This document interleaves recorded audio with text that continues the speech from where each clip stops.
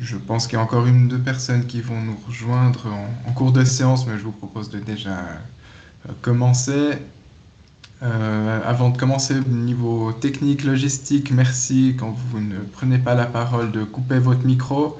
Je le ferai moi également parce qu'apparemment il y a un petit bruit de fond qui vient de chez moi et je peux rien y faire, mais je m'en excuse. Je précise que le webinaire est enregistré. Donc, il sera mis à disposition aux personnes qui peuvent pas participer. Et puis, si vous avez des questions, il y aura des moments, soit pendant le webinaire ou à la fin du webinaire pour poser des questions. On n'est pas énormément, donc vous n'hésitez pas à prendre la parole directement. Si vous voulez utiliser le chat, c'est aussi possible. Et puis, poser directement vos questions dans l'outil de conversation. Et puis, on les prendra au fur et à mesure ou à la fin. Voilà, donc c'est bien. Je vois qu'il y a les dernières personnes qui nous rejoignent gentiment. Donc merci d'avoir accepté cette Bonjour. invitation à ce webinaire de présentation. Bonjour. Donc présentation de l'étude sur les perspectives démographiques de l'arc jurassien à l'horizon 2050 et particulièrement le territoire qui est donc le territoire le plus au sud de l'arc jurassien, au Jura et Vallée de Joux. Merci, je répète pour ceux qui viennent d'arriver de couper vos micros quand vous ne prenez pas la parole et puis de poser vos questions soit par oral au moment où on posera les questions ou alors directement dans le chat. Je ne me suis pas présenté, tout le monde ne me connaît pas. Je suis Jacques Floret, donc chef de projet chez arcjurassien.ch, qui est donc la partie suisse d'arcjurassien.org. Donc, qui représente les cantons frontaliers de Berne, Jura, Neuchâtel et Vaud.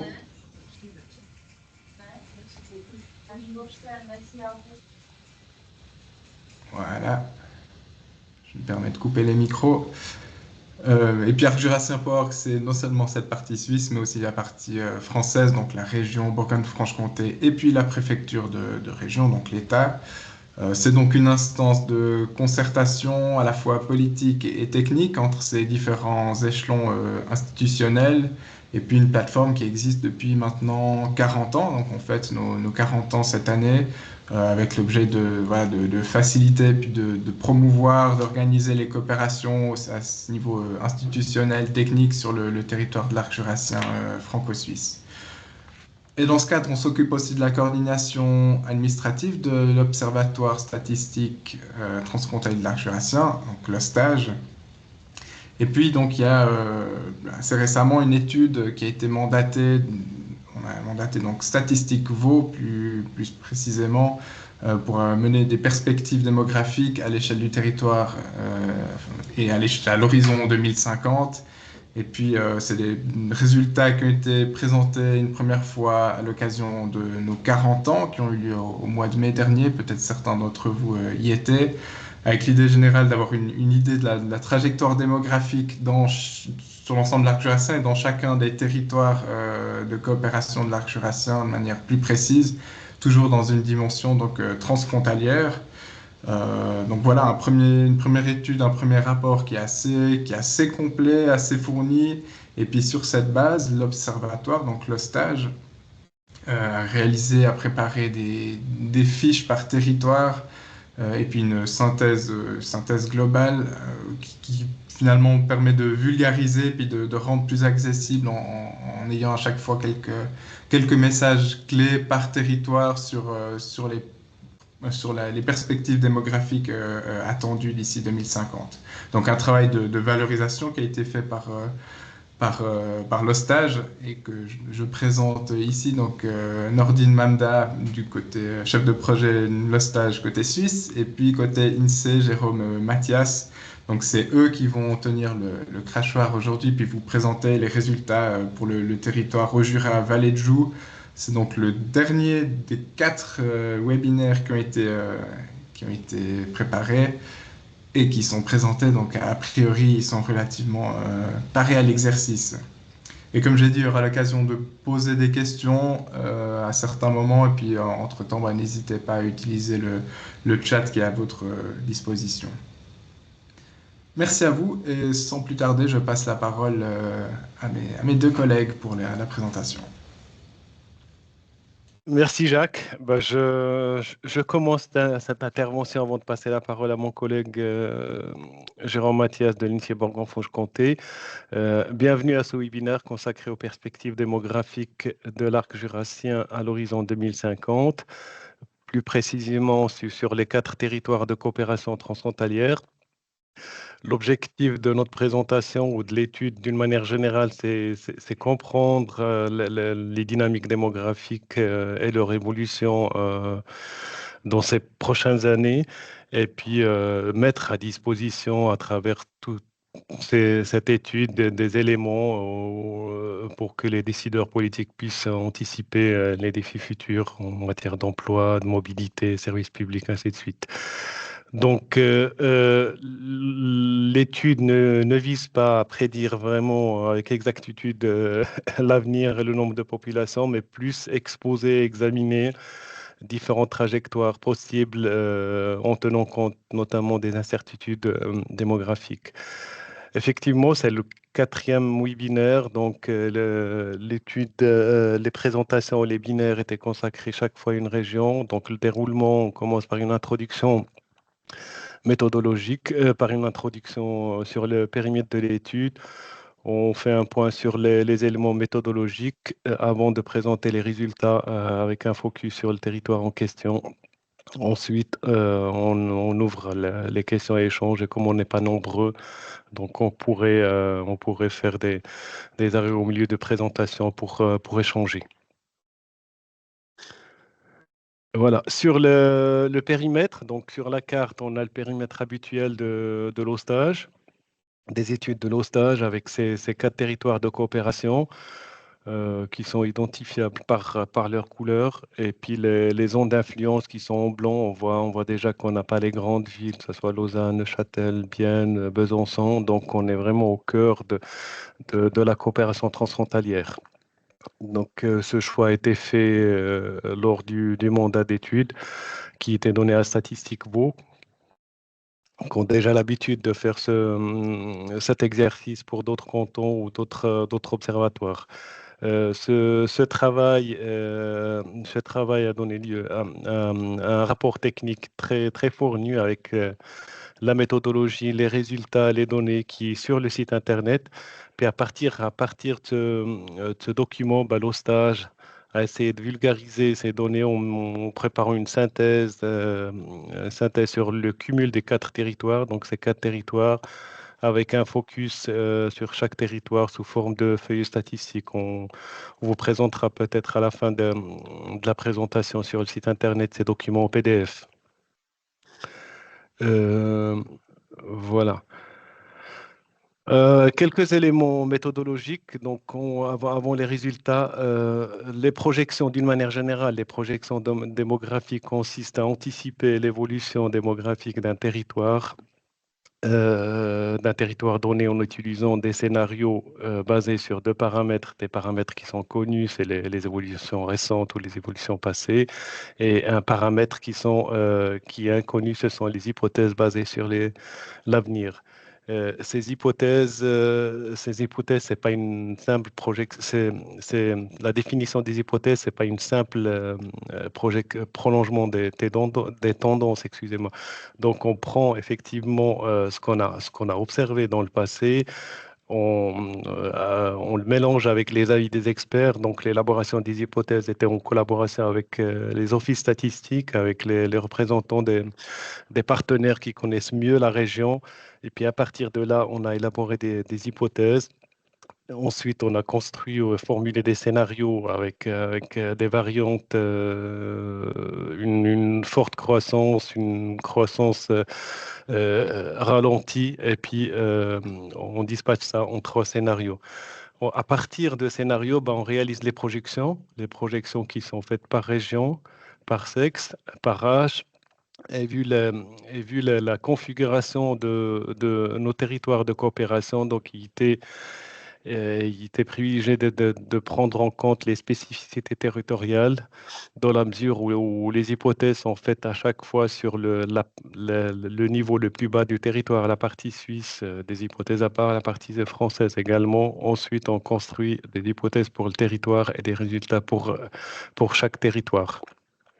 Il y avait aussi un élément qui poussait dans ce sens, c'est la disponibilité des données. On sait très bien qu'entre la France et la Suisse, la structure et la disponibilité des données est différente. Et ça, c'est notre quotidien en tant que statisticien. Une fois qu'on a construit ces hypothèses, et ces scénarios se basent sur trois éléments essentiels qui sont essentiels dans la composition démographique. Donc, on a les naissances, puis à travers ces naissances, on construit des hypothèses sur la fécondité et qui sont mesurées par un indicateur qui est nombre d'enfants par femme. Une deuxième composante, c'est les décès. On construit des hypothèses sur les mortalités et la longévité, et l'indicateur pour mesurer ces hypothèses, c'est l'espérance de vie. Enfin, un élément essentiel, c'est les arrivées et les départs. On fait des hypothèses pour les flux migratoires et on mesure ça par le solde migratoire. Donc, vraiment, les éléments qui constituent la croissance démographique. On verra par la suite quand chaque fois on décompose cette croissance démographique entre solde naturel et solde migratoire, qui sont les composantes essentielles pour mesurer la croissance démographique. Un petit mot sur la méthodologie, donc l'anticipation des composantes part du principe qu'on pour mesurer la population à une année A, donc on prend la population d'une année A-1, on rajoute les naissances et les arrivées de l'année A et on enlève les décès et les départs d'un territoire précis. Voilà, qu'est-ce que je pourrais dire. Donc, ensuite, une fois que ce travail est fait, on passe à la construction des scénarios en combinant ces hypothèses avec les composantes. On a un scénario moyen qui est toujours le scénario de référence, qui prévoit un solde migratoire stable, une fécondité également et une longévité qui croît.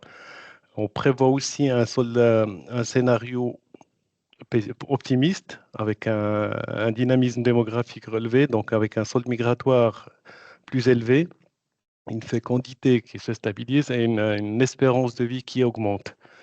Et finalement, on a un scénario plus pessimiste où on a un solde migratoire qui diminue, une fécondité qui ralentit et l'espérance de vie continue à augmenter, certes, mais à un taux très limité. Donc voilà ce qu'on pouvait dire sur les scénarios.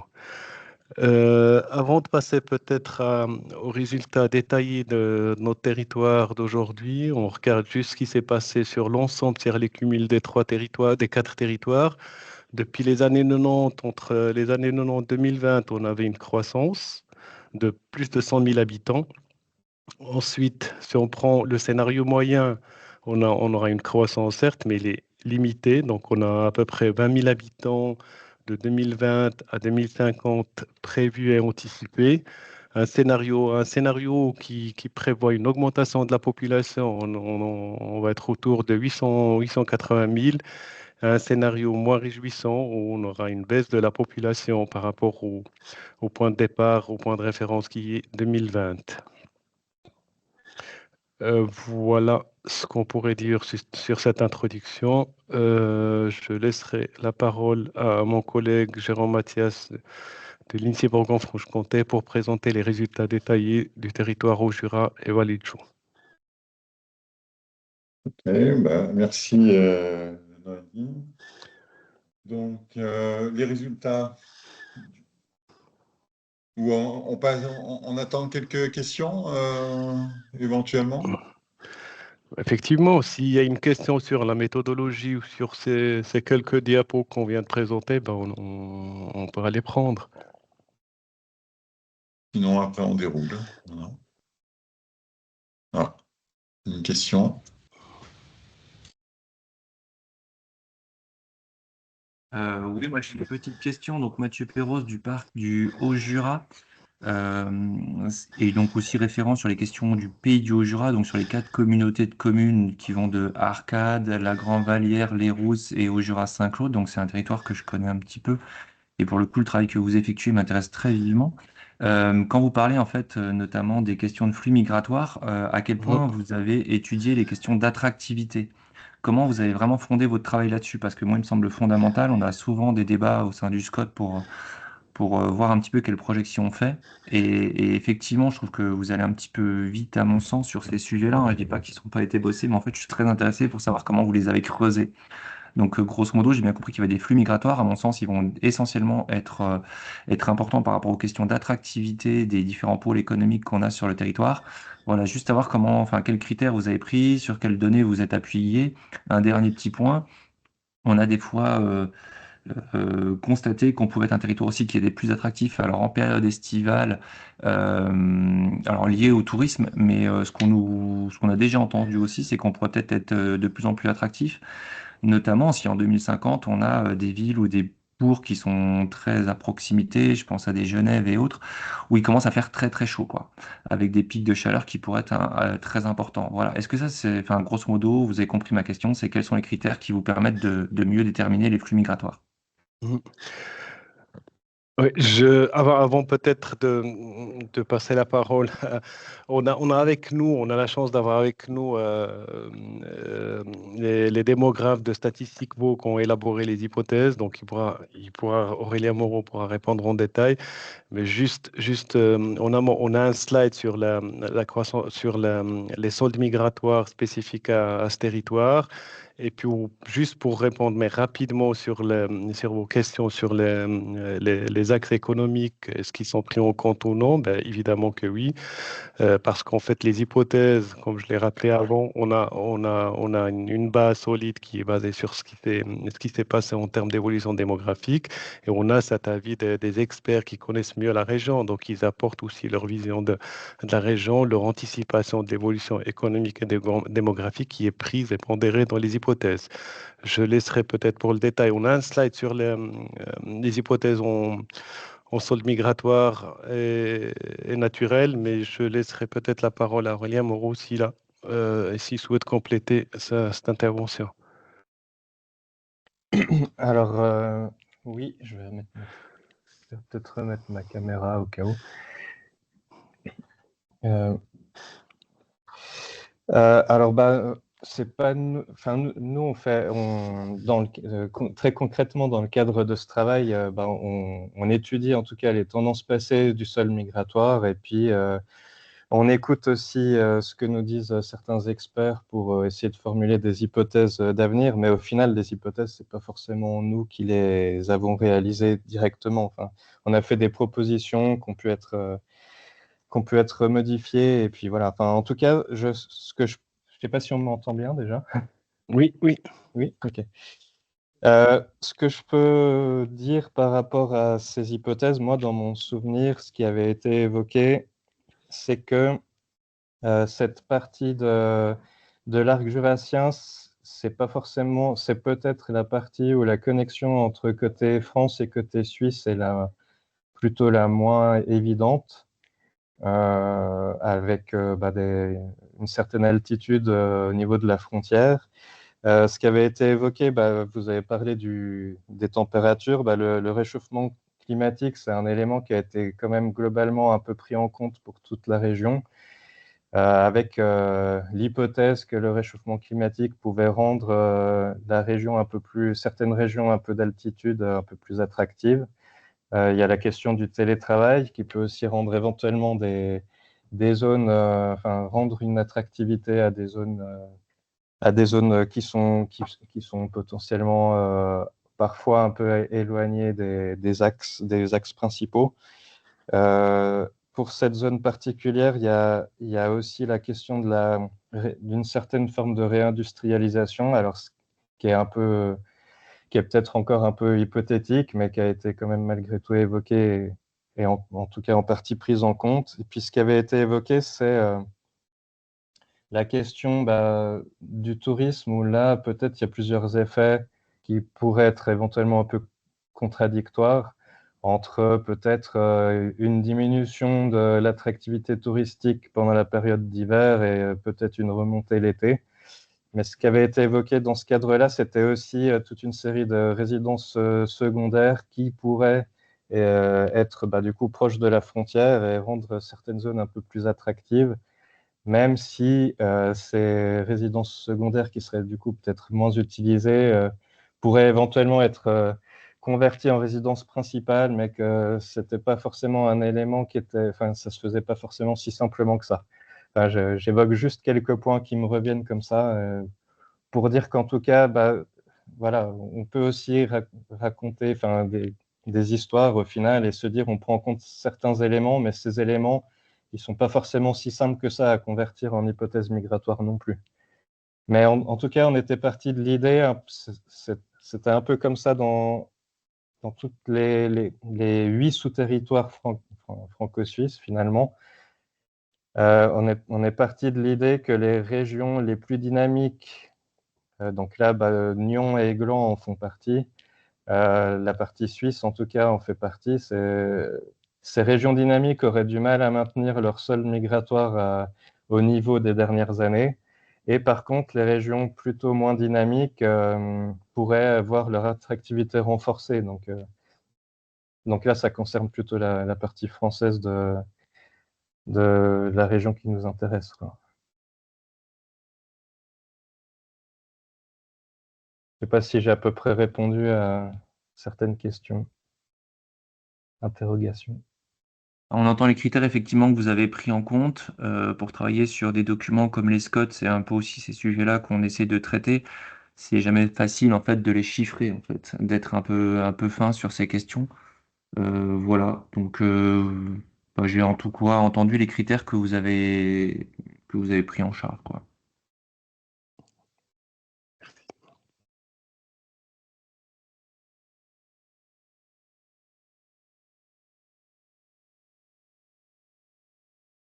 Ok, bien. Merci Aurélien.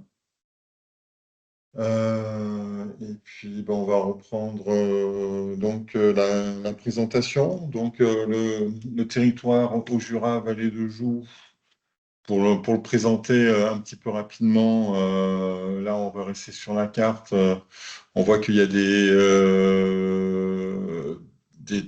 villes relativement importantes du côté suisse sur le lac Léman. Enfin, on ne voit pas le lac Léman, mais Lyon, Gland sont au bord du lac Léman. Du côté français, on a une partie qui est un peu plus peuplée du côté de Saint-Claude, mais qui est plutôt basse en altitude. Donc, du coup, pour passer du côté suisse, il va falloir monter jusqu'aux Rousses pour redescendre. Et donc, Saint-Claude, c'est de l'ordre de 10 000 habitants. Voilà. Et puis sinon, dans la partie haute, on a le Chenil-les-Rousses qui, je crois, enfin, j'y suis jamais, enfin, j'ai jamais fait le Chenil-les-Rousses en voiture, mais j'ai l'impression que c'est dans la même vallée.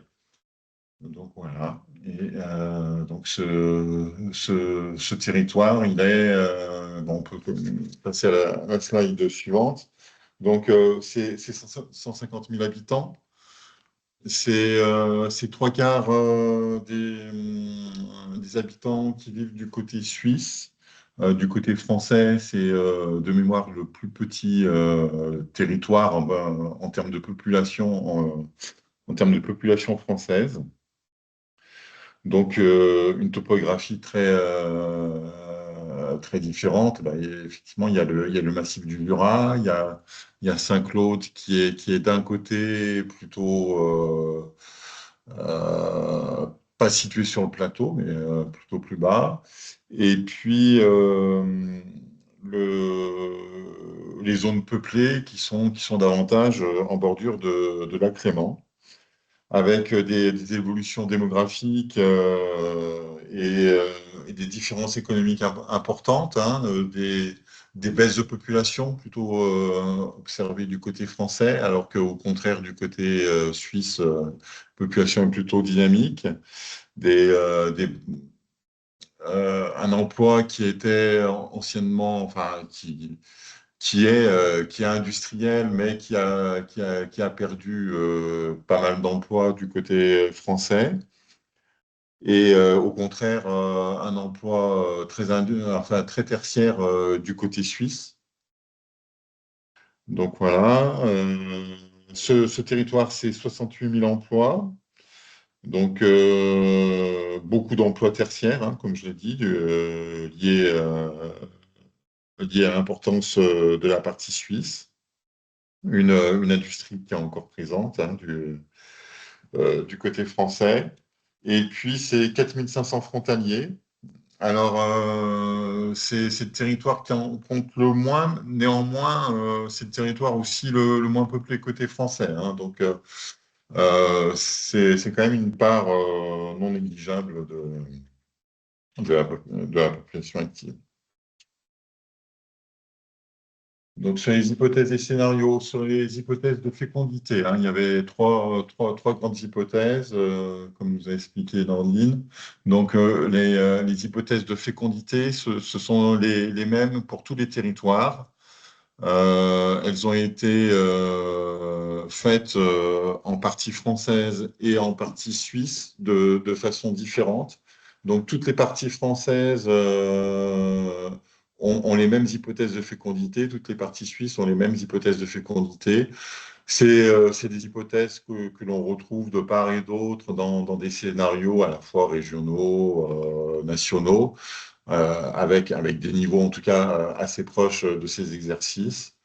Une fécondité qui se maintiendrait aux dernières valeurs observées, hein, donc autour de 1,65 enfants par femme du côté français et 1,40 du côté suisse pour l'indice conjoncturel de fécondité, et des scénarios hauts et bas qui se déduisent de ces valeurs centrales en augmentant l'indicateur de 0,15 ou en l'abaissant de 0,15. Donc du côté français, ça va de 1,50 à 1,8 et du côté suisse de 1,25 à 1,55. Sur donc le deuxième grand paramètre est lié à la longévité, la mortalité, donc c'est l'espérance de vie. Donc, les hypothèses, elles sont territorialisées, c'est-à-dire on repart de l'espérance de vie effectivement constatée sur les territoires, sur les sous-territoires du côté français et du côté suisse.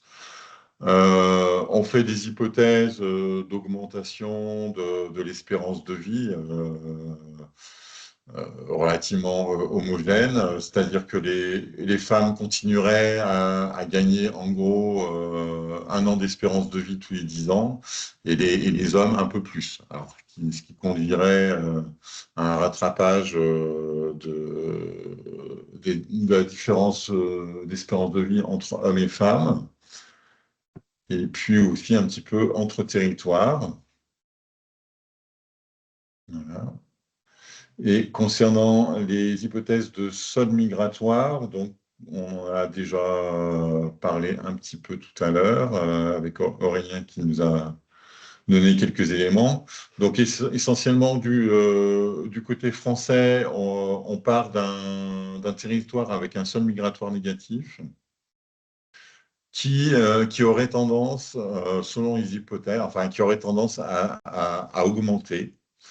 Notamment en raison d'éventuelles reconversions du côté de la frontière de résidences secondaires, de capacités d'accueil touristique en logement pour les frontaliers notamment. Avec une hypothèse haute qui arriverait à un équilibre du sol migratoire, c'est-à-dire que le territoire connaîtrait autant d'arrivées que de départs. Et dans l'hypothèse basse, le sol migratoire resterait quand même négatif. Et puis l'hypothèse intermédiaire entre les deux. La partie suisse qui, elle, est est très attractive, avec un sol migratoire en début de période de projection de l'ordre d'un excès de 1000 personnes arrivant par rapport aux personnes partant, qui devrait diminuer un petit peu, mais rester tout de même assez favorable, avec un seuil migratoire de 500 dans l'hypothèse basse et dans l'hypothèse haute, quelque chose qui resterait relativement proche de ce qui est observé actuellement. Donc, ce qui fait pour pour le scénario moyen, on aurait un seuil migratoire de l'ordre de 700 habitants par an sur toute la période. C'est-à-dire le territoire récupérerait 700 habitants venant de l'extérieur par rapport à ceux qui partent. Une ordine, tu peux passer. Voilà. Donc, ce territoire a connu une dynamique démographique importante ces dernières années. Donc là, on voit que la progression s'est fait de manière constante depuis 1990 jusqu'à 2020, passant de 110 000 à 150 000 habitants. Et le scénario moyen donc, prolongerait cette tendance avec une augmentation qui serait un petit peu plus faible en termes de rythme et évolution, mais on arriverait tout de même à un gain de 22 000 habitants en 2050. Dans le cadre du scénario haut, on serait à un gain qui avoisinerait les 34 000 habitants, et dans l'hypothèse basse, un gain de l'ordre de 11 000 habitants. Voilà. Donc, dans le cadre du scénario moyen, donc on aurait effectivement une augmentation qui serait de plus en plus faible au fur et à mesure que l'on s'approche de 2050, mais qui resterait tout de même nettement positif, avec un solde naturel, c'est-à-dire un excès des naissances sur les décès qui se maintiendrait jusqu'avant 2040. À partir de 2040, ce solde deviendrait négatif, c'est-à-dire qu'on aurait davantage de décès que de naissances. Et un solde migratoire qui se maintiendrait à un niveau assez élevé et qui expliquerait une grande partie de l'évolution de la population. Voilà. Et donc, au total, en valeur relative, donc on était dans une fourchette de 11 000 à 34 000. Ça correspondrait à une hausse de 7% pour le scénario haut, scénario bas, 15% pour le scénario moyen et 22% pour le scénario haut. Voilà, avec... dans le scénario haut, on serait vraiment dans un prolongement de tendance avec un rythme d'évolution très similaire à ce qui a été connu ces dernières années. Donc, sur les nombres de jeunes de moins de 20 ans, on avait une évolution relativement stable ces dernières années. Le scénario moyen anticipe une baisse jusque dans les années 2040 avant une remontée, une légère remontée, ce qui ferait que en 2050, on aurait une baisse de cette population relativement faible, de l'ordre de 3%, avec environ 1000 jeunes de moins de 20 ans en 2050 par rapport à 2020. Le scénario haut, on serait sur une hausse de cette population de l'ordre de 3000 personnes, soit une augmentation de 5%. Et le scénario bas, non, c'est plus que 5%, ça doit être 10%. Le scénario bas, on est sur une baisse de 5500 personnes, donc une baisse de l'ordre de 16%. Voilà. Alors, sur les 20-64 ans, donc les 20-64 ans, c'est les personnes en âge d'être actifs. c'est aussi c'est les personnes qui créent la richesse d'un territoire. Sur le scénario moyen, on serait sur une augmentation jusqu'en 2030 environ, et puis une stagnation de cette population, donc qui arriverait avec un gain de 4700 personnes, 5000 personnes en 2050, une augmentation de 5%. Le scénario haut permettrait à cette hausse de se prolonger au-delà de 2030 et permettrait d'atteindre presque 10 000 personnes de plus, soit plus 10% en 2050. Et le scénario bas, on a après une hausse jusqu'en 2030, on devrait revenir au niveau de 2020 en 2050. Voilà. Dans tous les cas, on est sur une évolution de la population active moindre que ce qui a été constaté précédemment.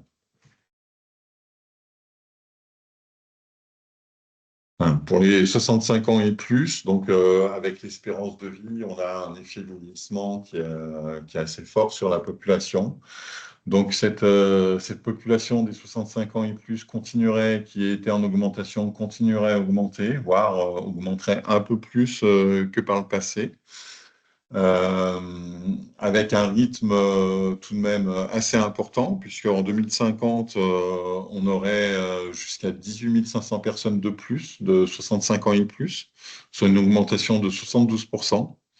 Et entre les scénarios haut et bas, on serait entre 16 000, 16 500 et 20 500, entre en gros 64% et 80% d'augmentation. Donc, et en fin de période, on serait toujours en hausse, même si la hausse serait moindre qu'en début de période. C'est une population qui continuerait à croître au-delà de 2050. Donc là, c'est la pyramide des âges, donc celle de 2020, auquel on va superposer celle de 2050. Donc, sur cette pyramide, on voit deux choses. D'une part, il y a un effet de vieillissement de la population, puisque sur les âges élevés, on voit que le trait pointillé est bien au-dessus que les barres de couleur orange. Et on voit aussi que du côté des âges actifs, 20-50 ans, on est aussi au-dessus, alors que c'est juste celle de 2020 qui a vieilli. Donc, ça veut dire qu'il y a des migrations qui sont assez importantes. Donc, on a un effet d'élargissement de cette pyramide des âges, et qui fait qu'on compense en partie les pertes de fécondité pour les moins de 20 ans. Donc ça, c'est un petit peu le même phénomène que du côté de l'aire de proximité Mont-d'Or-Chasseron, peut-être en un peu plus faible. Et sur les 75 ans et plus, le vieillissement, il est particulièrement important parce qu'on arriverait à plus que doubler le nombre de 75 ans et plus en 2050 par rapport à 2020. On serait en gros à plus 115%. Et puis également sur les 65-75 ans, on serait à plus un tiers. Donc pour les moins de 20 ans, on l'avait vu, on resterait à peu près au même niveau avec une baisse relativement légère de moins 3%. Et puis pour les âges actifs, comme on a vu aussi, une légère augmentation. Voilà.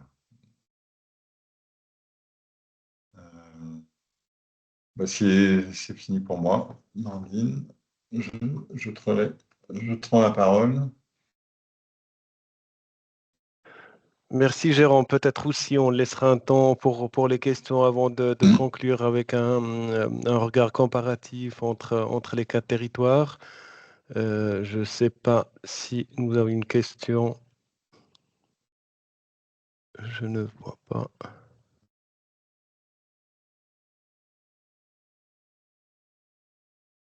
Visiblement, c'est pas le cas.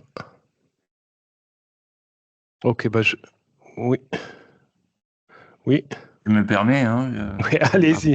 que prendre la parole, mais il me semblait que du côté français, les travaux menés par l'INSEE, en tout cas sur la partie, on va dire, Haut-Jura français, étaient plutôt une tendance à la baisse de la démographie. Or, ce que vous venez de démontrer là, c'est que quel que soit le scénario en fait qui va être fait, du côté français, du fait de la fécondité, du fait de l'espérance de vie et un peu aussi du solde migratoire, on devrait quand même avoir une augmentation ou au minimum une stabilisation.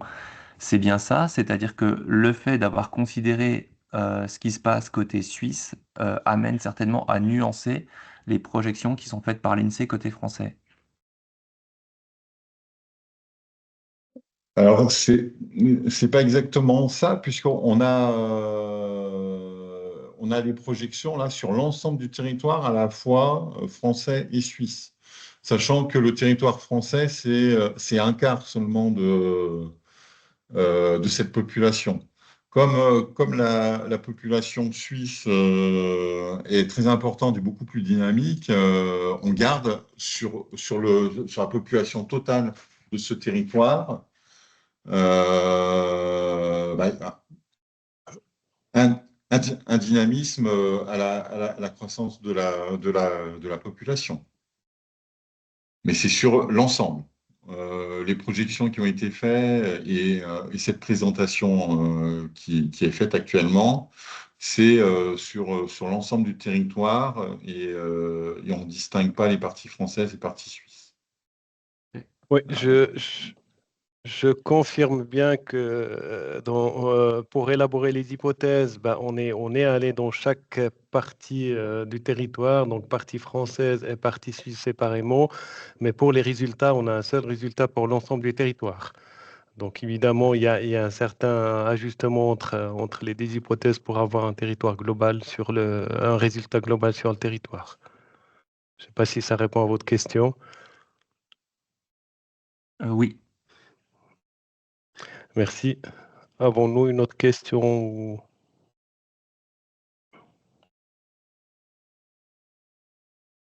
Pas le cas, alors je poursuis. Voilà. Je poursuis cette présentation avec une petite synthèse en plaçant déjà le territoire par rapport aux autres territoires et au cumul des 4 territoires de l'arc jurassien. On a ici en gris l'évolution de l'ensemble de ces territoires. On sera autour de ce qu'on prévoit autour de 2,5%. Et notre territoire en question, on est à 15%. Donc on voit, c'est le deuxième territoire qui réalise une croissance démographique plus élevée. Donc on est autour de 15%. Cette croissance, Jérôme l'a rappelé, elle est basée sur le solde migratoire.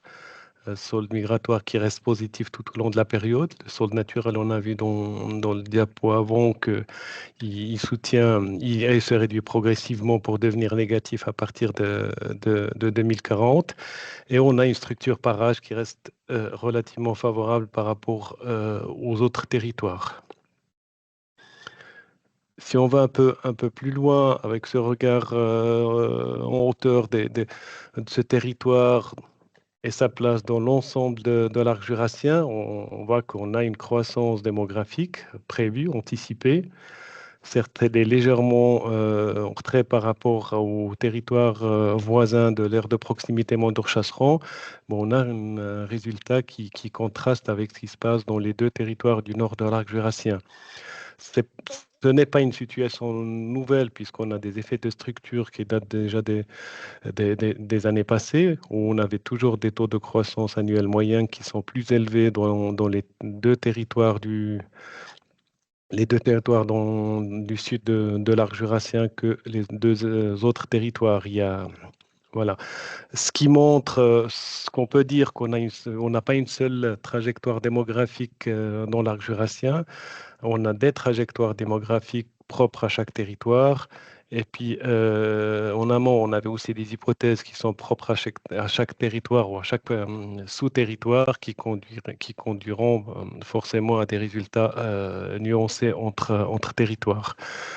On voit qu'on a une croissance un peu plus forte dans le territoire du milieu, où il y a une coopération transfrontalière de longue date. Là, on a vu que le côté suisse est plus peuplé, donc il porte un peu plus la croissance démographique. Qu'est-ce que je pourrais dire là-dessus encore?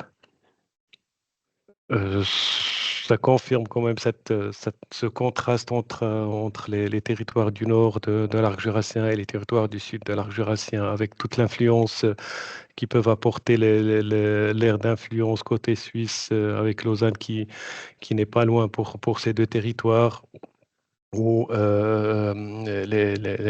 villes de moyenne taille comme Pontarlier pour ce territoire. Qu'est-ce qu'on pourrait voir? Si on décompose encore un peu plus cette croissance, on voit effectivement que le solde naturel diminue progressivement si on prend les périodes de 10 ans pour devenir négatif à partir de 2040. Mais par contre, la croissance peut bien s'appuyer sur ce solde migratoire qui est stable, même s'il diminue dans les deux dernières périodes. C'est le cas aussi pour l'ensemble de l'arc jurassien.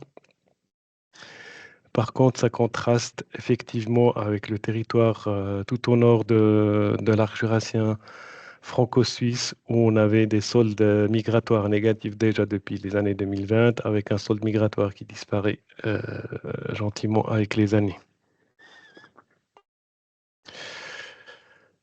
Pour conclure un petit peu sur notre territoire, on voit qu'on a à l'horizon 2050, on aura une augmentation anticipée de 22 000 habitants par rapport à l'année de référence qui est 2020, ce qui représente 15% selon le scénario moyen, dans une fourchette de plus 7 à moins 20, à plus 22 entre les deux prévisions hausses et basses. On a un solde migratoire important qui contribue et qui supporte l'évolution démographique anticipée. Une structure par âge qui demeure favorable par rapport aux autres territoires.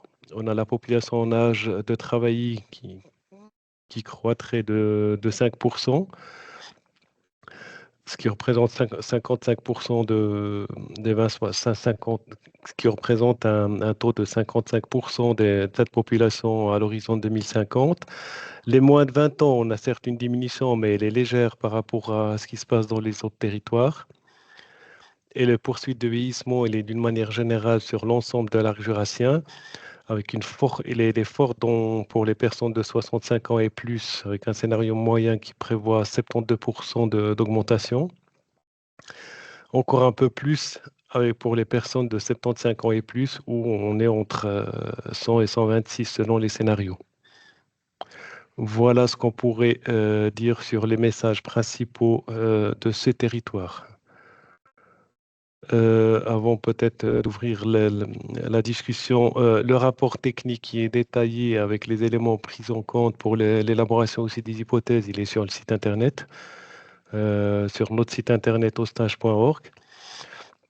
On a également la synthèse réalisée par l'Ostage, accompagnée d'un papier feuillet statistique propre à chaque territoire. Donc voilà, je pourrais vous les montrer peut-être. Ce que je pourrais les montrer sur le site éventuellement. Voilà, en attendant, on est à disposition pour échanger ou répondre à vos questions ou interrogations. Merci beaucoup Nordine, merci Jérôme, merci également à Aurélien de Stadevaux. C'est vrai que je n'étais pas présenté en début de séance. J'ouvre volontiers pour s'il y a quelques questions complémentaires, il y en a déjà eu quelques-unes.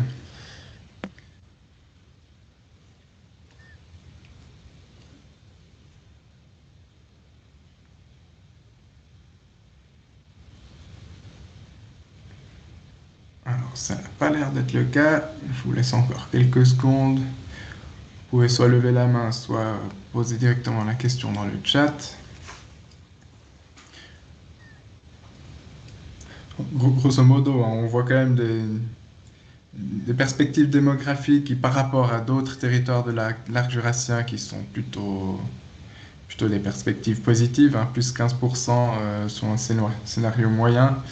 Puis cette question du vieillissement de la population, alors qu'on retrouve partout, mais de manière, je pense, quand même plus forte, hein, sur ce territoire, ce qui ne va pas s'en poser certains enjeux en termes d'équipement.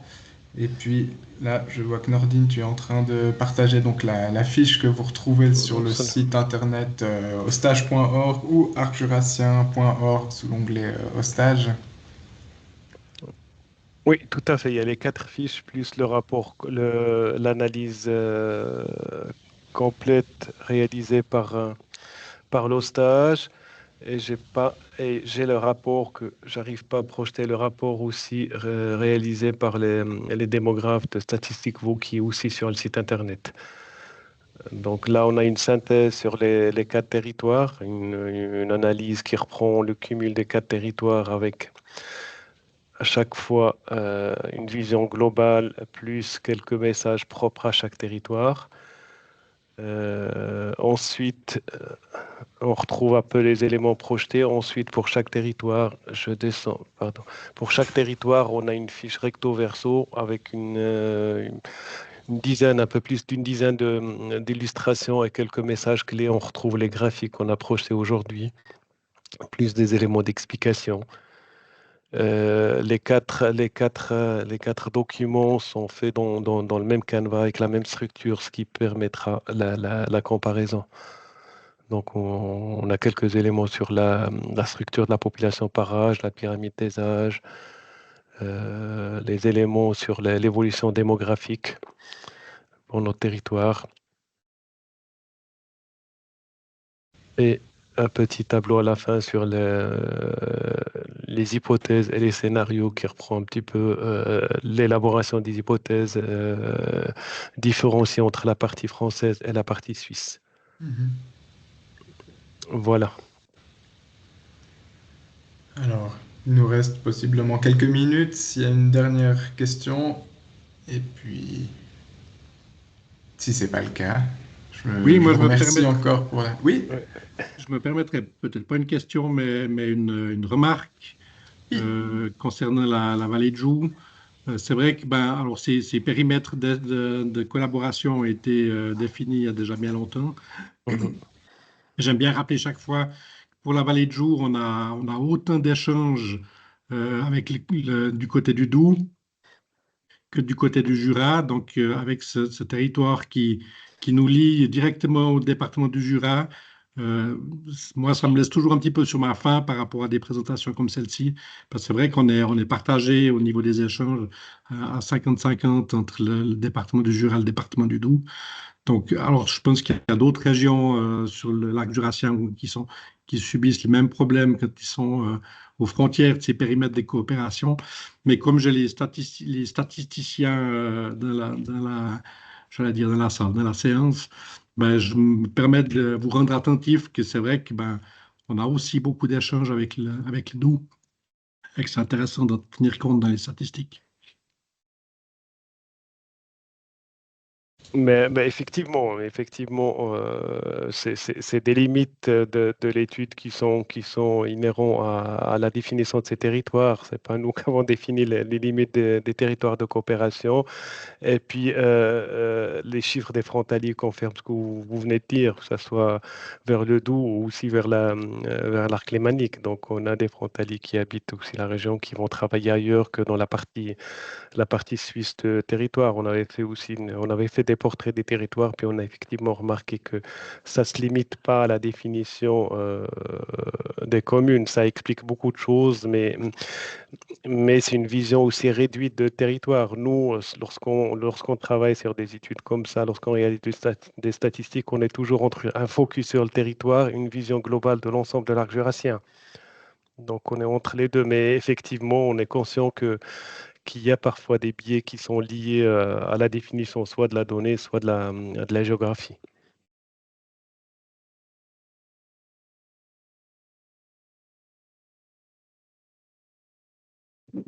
Peut-être si je peux me permettre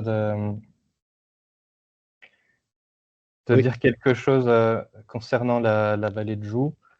C'est pas directement, c'est pas lié du coup à ces perspectives de l'hostage, mais je peux vous indiquer que quand on calcule des perspectives dans le canton de Vaud, donc on les calcule aussi au niveau des districts vaudois. Et je peux vous dire qu'en tout cas, il y a, à chaque fois qu'on fait qu'on établit des perspectives de population pour le canton de Vaud et ses districts, à chaque fois, on calcule aussi, on fait aussi des calculs à l'échelle de la vallée de Joux et puis du pays d'en haut, qui ne sont pas des districts à part entière, mais qui sont, on pourrait dire, un peu comme des sous-districts. Et puis et on calcule à cette échelle-là aussi de la vallée de Joux, parce qu'on considère qu'il y a des éléments particuliers, parce que la vallée de Joux fait partie du district du Jura nord-vaudois.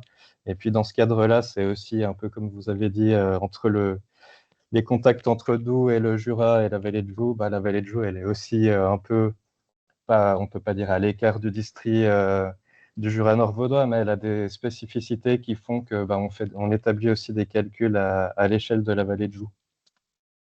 Et je vous remercie infiniment pour ça, parce que c'est vrai que c'est très appréciable de pouvoir. C'est vrai qu'on a des particularités qui sont, voilà, qui sont assez spécifiques, et c'est vrai que c'est intéressant d'avoir des statistiques rien que pour nous. C'est un peu égoïste, mais c'est intéressant. Ouais.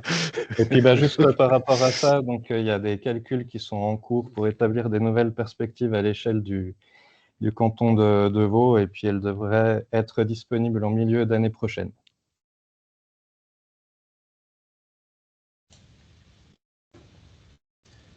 Merci. Donc, on prend note de cette remarque qui nous avait déjà été remontée, effectivement. Peut-être qu'un jour, on sera amené à élargir un peu ces territoires de coopération. L'avantage que je vois, c'est comme ça fait effectivement quelques années qu'on a les mêmes territoires, une certaine... enfin, on peut comparer voilà, d'une étude à l'autre, hein, s'il y a des mises à jour qui sont faites des études, mais les territoires évoluent, et peut-être qu'un jour, on sera amené à faire bouger un petit peu ces territoires de coopération. Est-ce qu'il y aurait une dernière question peut-être? Ça n'a pas l'air d'être le cas. L'hostage reste à disposition s'il y a des compléments. Donc ça a été dit, je vous invite à aller voir si ce n'est pas déjà fait, les travaux qui sont disponibles sur le site. Et puis il ne me reste plus qu'à vous remercier, et les personnes qui ont présenté ou répondu aux questions, et puis aux différents participants, et vous souhaiter une très belle journée. Merci à tout le monde. Au revoir. Au revoir, merci. Merci, bonne journée. Merci, au revoir. Bonne journée.